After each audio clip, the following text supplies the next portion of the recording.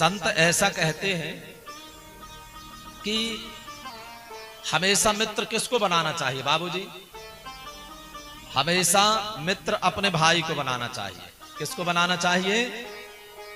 और स्त्रियों के लिए बतलाया है कि हमेशा, ये कलयुग के लिए सूत्र है बाबूजी। बाकी समय पर तो जो सरलता से, जिससे हृदय से मिल जाए, स्वभाव मिल जाए, उसको बना लेना चाहिए। लेकिन कलयुग में सूत्र बतलाया मैया कि मित्र किसको बनाना चाहिए? अपनी बहन को। अच्छा मैया, स्त्रियों की बहन कौन होती है? खूब स्वागत है महंगमा से बहुरीवन के पास हमारे श्री भोला दूध डेयरी यादव जी। तो आपका सपरिवार वैसे नित्य प्रति आ रहे हैं कथा सुनने के लिए, तो खूब स्वागत है समस्त कमेटी की तरफ से और व्यासपीठ की तरफ से भी। तो माई बाप चर्चा चल रही थी कि मित्र किसको बनाना चाहिए भैया? किसको? जोर से बोलिए ना। देवरानी और जेठानी को, क्योंकि स्त्रियों की बहन कौन होती है? देवरानी और जेठानी। आज के समय पर सबसे ज्यादा शत्रुता जिससे हम मानते हैं ना, सबसे ज्यादा बुराई किसकी होती है?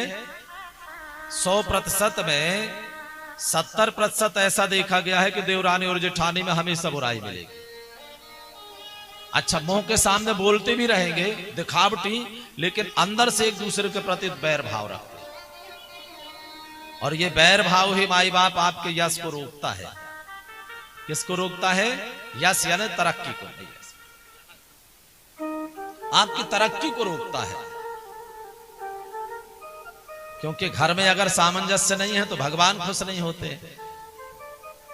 जहां सुमति तहां संपत्ति नाना। सुमति समझ गए ना? ए भैया, सुमति के दो अर्थ है। सुमति माने सामंजस्य, और सामंजस्य माने नारायण भगवान।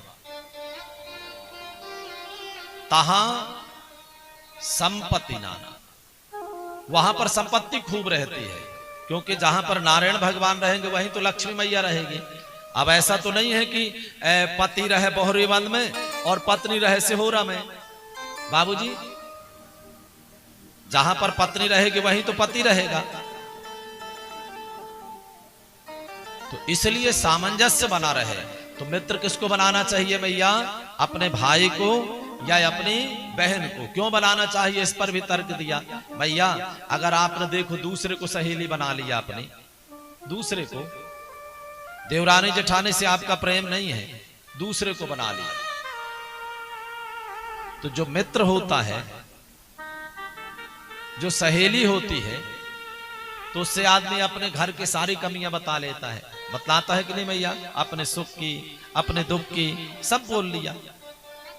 अब आपने अपनी कमजोरी भी उसके सामने व्यक्त कर दिया। और ये संसार है भैया, सबकी क्षीण बुद्धि है। युग का प्रभाव ऐसा है कि धीरे धीरे बुद्धि प्रभावित होती है और कभी ना कभी संबंध खराब हो ही जाएंगे।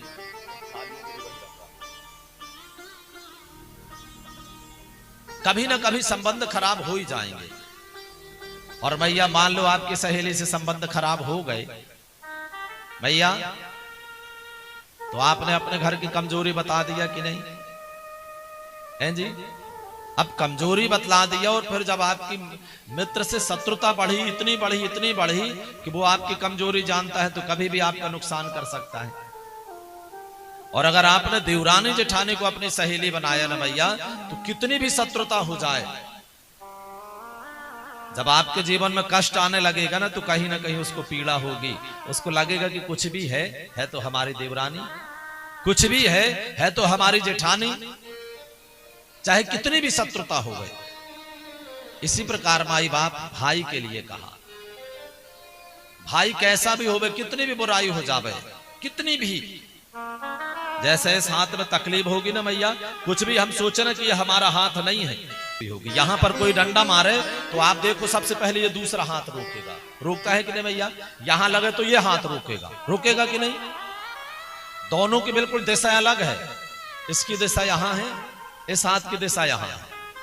लेकिन दोनों में से किसी हाथ को मारा जाए तो सबसे पहले वो एक दूसरे को बचाने के लिए दौड़ेंगे, है कि नहीं? ऐसे ही भाई का संबंध होता है। कितनी भी बुराई हो गई, कितने भी संबंध खराब हो में, लेकिन अगर गांव वाले डंडा लेकर के भागने को दौड़ेंगे ना तो एक ही डंडा मार पाएंगे, दूसरे में तो उससे रहा नहीं जाएगा, खड़ा ही हो जाएगा। वो ये नहीं कहेगा कि हाँ हाँ मारो, कह ही नहीं सकता है। इसलिए कहते हैं हमेशा मित्र बनाना अपने भाई को।